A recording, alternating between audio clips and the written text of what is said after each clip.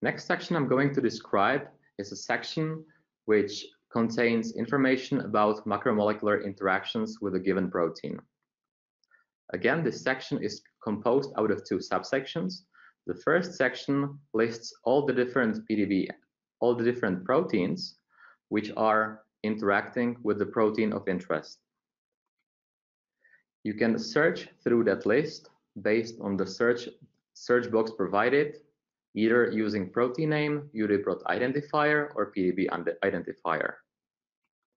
If you mouse over UniProt identifier for each protein, you can see the full molecule name.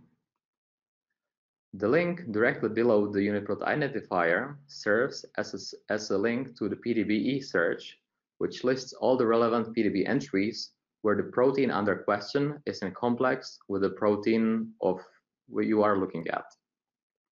And finally, the last button links to the protein aggregated views pages for that particular protein of interest.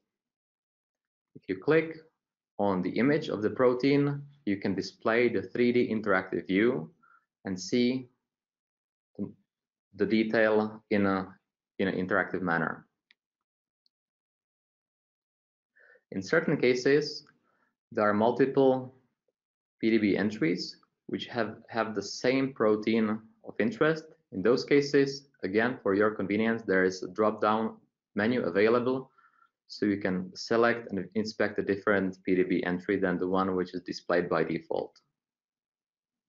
The second section is in many ways similar to the ligand binding section, because it displays all the residues which are involved in direct interactions with proteins of interest.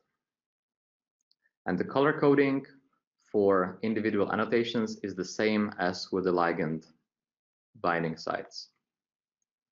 If you mouse over individual annotations, you can again see the greater level of detail with some extra information given in a tooltip. All those sections are collapsible, so then you can inspect interfaces which are binding multiple different proteins in exactly the same manner.